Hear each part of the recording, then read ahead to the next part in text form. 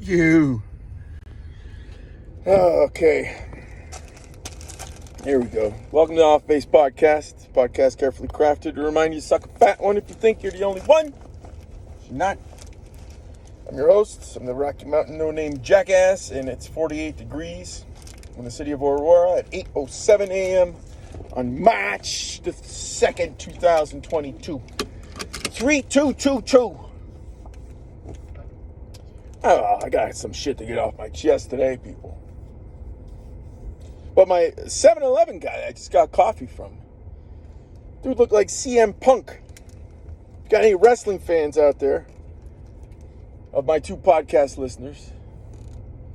I went down a little CM Punk rabbit hole. I guess that's where I'm going to start. I went down a little CM Punk rabbit hole last night. And,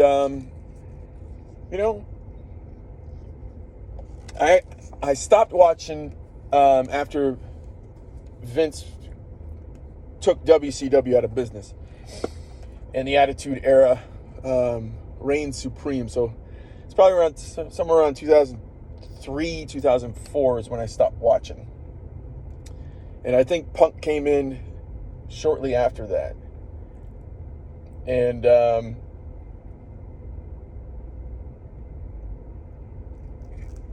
the guy's skills on a microphone were fantastic. I got the choco, I'm sorry.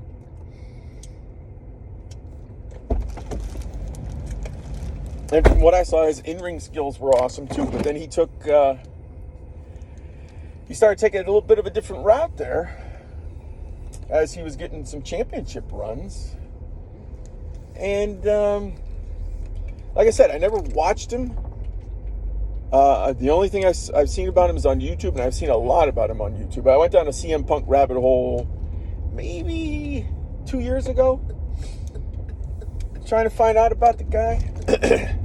Because I've been watching a couple different wrestling things on my YouTube, and whoa, fuck you, buddy.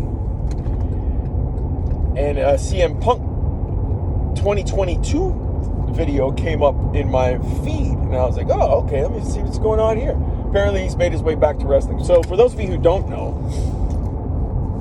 in the wrestling world, he was a pretty big deal, but he never got the, I don't want to say recognition, because he did get a recognition. He held the title, I think, longer than anybody in the modern era.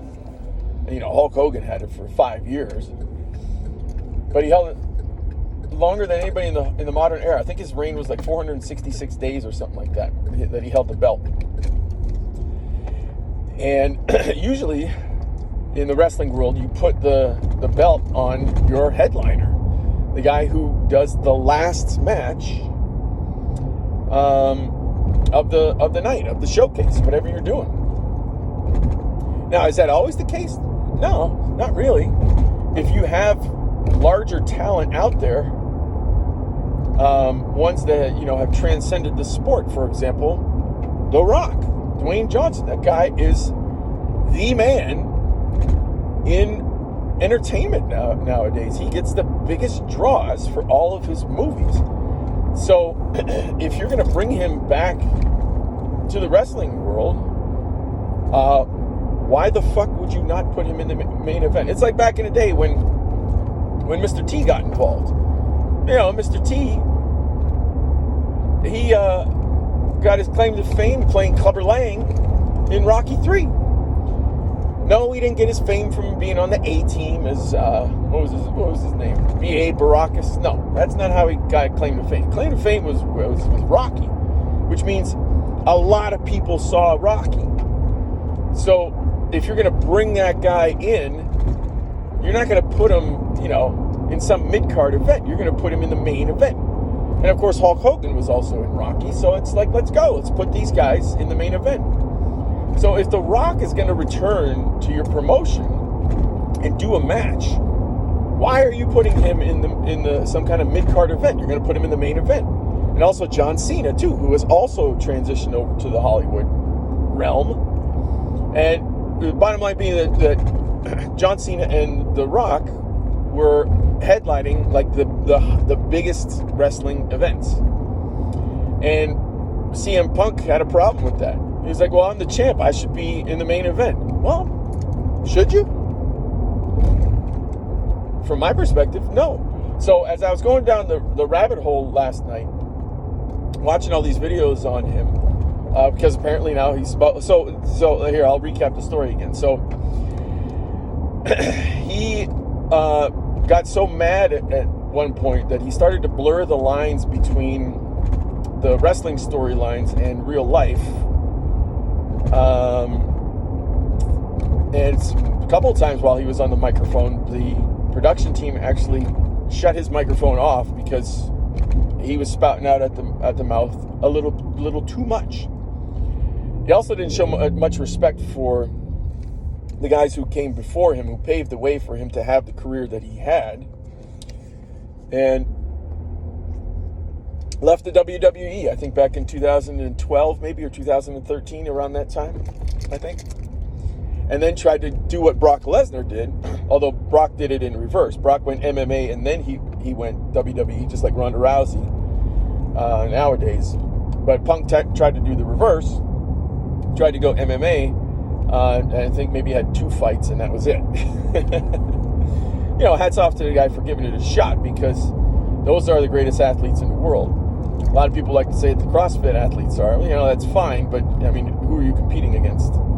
I guess that's why they call them the CrossFit Games. So I don't want to take anything away from the CrossFit athletes who do what they do, because number one, I couldn't do it. But it's important that they call them the CrossFit Games. It's not a sport; it's a game. A sport is like somebody, throwing something at you and you having to dodge it. Somebody's trying to do something to you, whether it's from a pitcher's mound or across a football field, soccer field, whatever. That's a sport. So hats off to him for trying that sport. There's no way I could do it. MMA guys are by far the best athletes in the world. Sports athletes. So apparently, he was done with the wrestling. He tried MMA, didn't get anywhere there, and then it was like, okay, well then his career is done. Well, apparently now he's making a return, and I wanted to see, what his mic skills were like now. What he's saying in his promos, if he's still trashing the business like he was right before he left. And I don't know, just to go back to what I was saying about the guy, he has an extremely strong understanding of the business of wrestling, but just came off, and people loved him.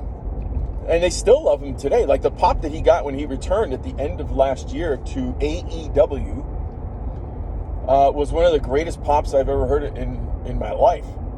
I mean, it rivals like when Stone Cold or The Rock would return after a hiatus. His pops are enormous.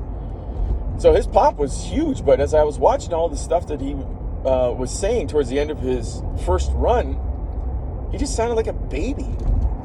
He's like, I worked so hard and I can't even get in the main event. Well, fucking go do something about it, instead of sitting here whining the whole time. And that's all. And that's where I think the age of the long promo came from. Because as I was watching some current promos, not just for him, but some of the other guys that are in the business, like back in the day with Stone Cold and The Rock, Mick Foley, who also was fantastic on the mic, their promos, maybe the longest one might have gone 10 minutes.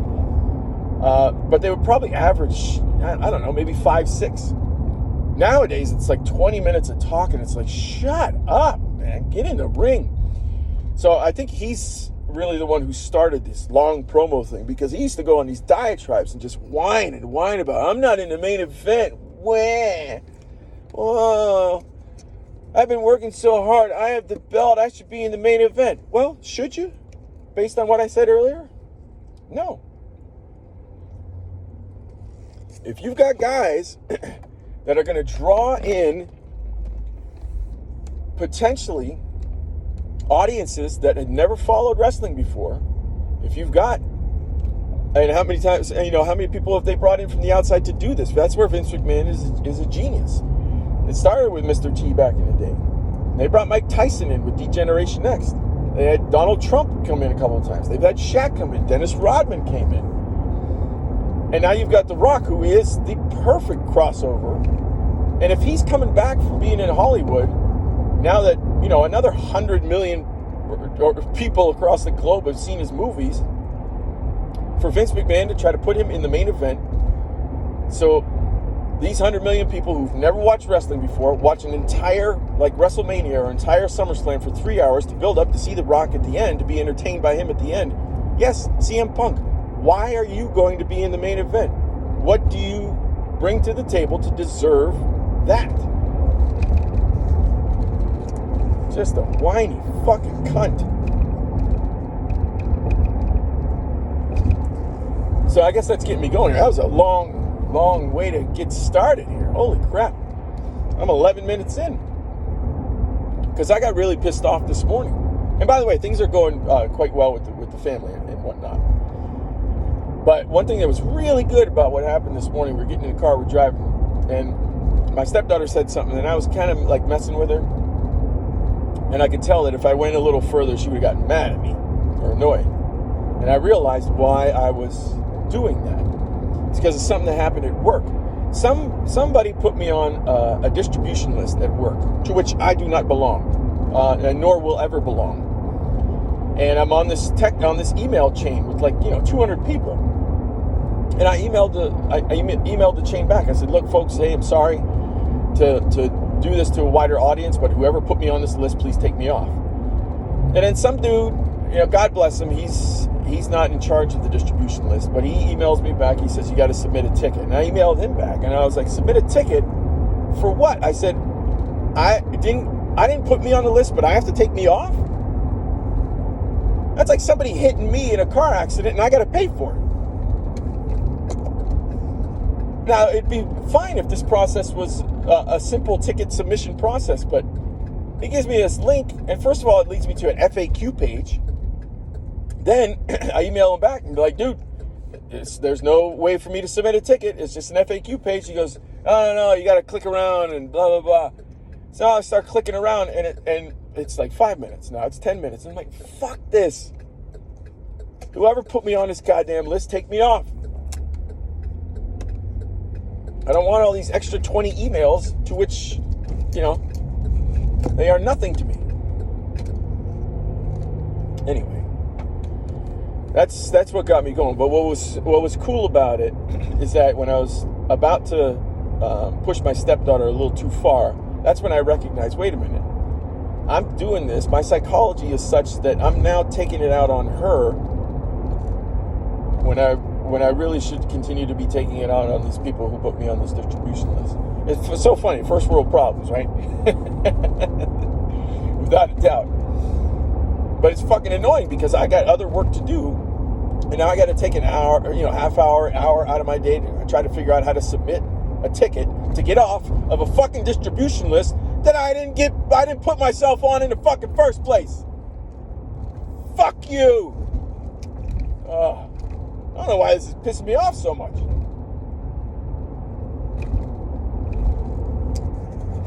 Man.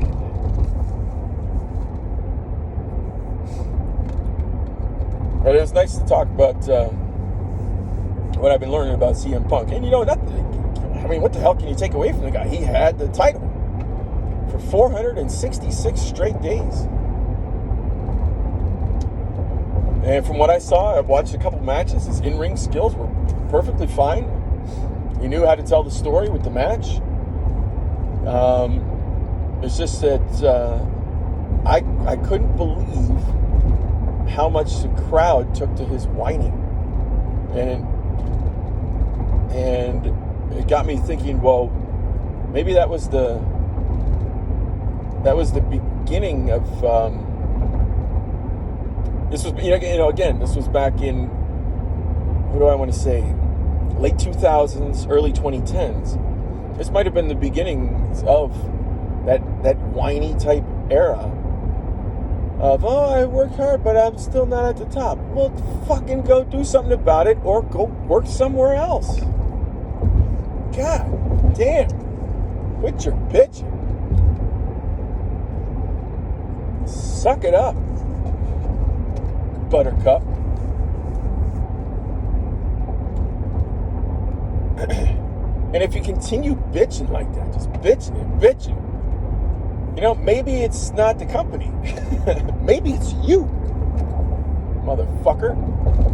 Man, I'm in a mood this morning. So I guess it's good I'm getting it out with my 2 podcast listeners out there, right?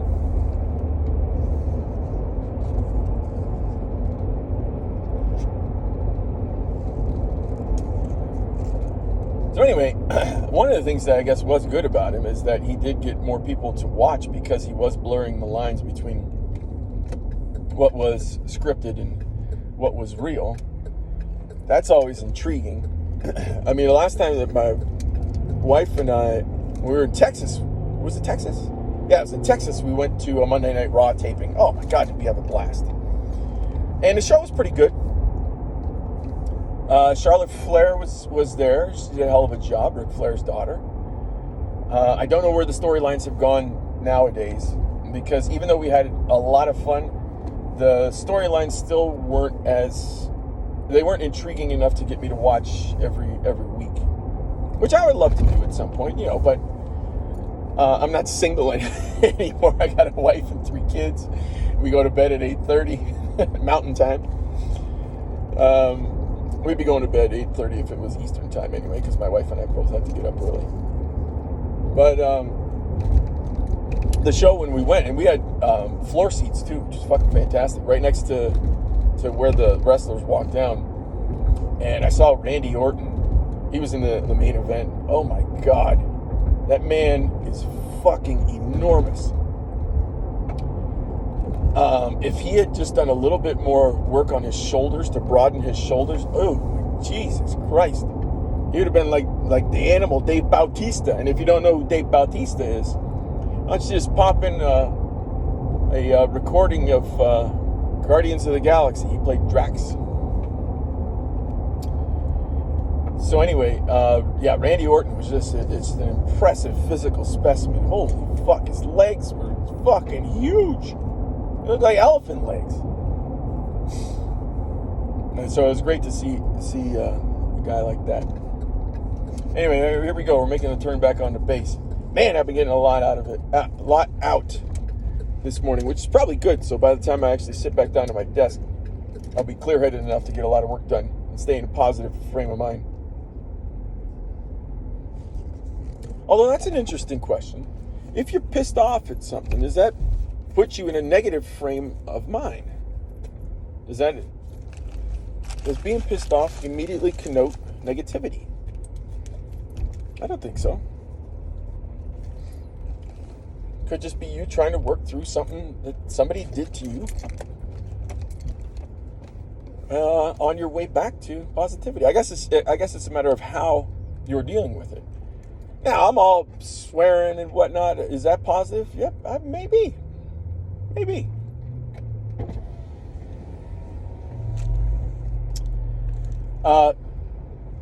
It's going to be beautiful here in Aurora for the next couple of days. Here we go, gonna get scanned. Oh, they don't have their scanners. They're just looking at IDs. Morning. Thanks, man.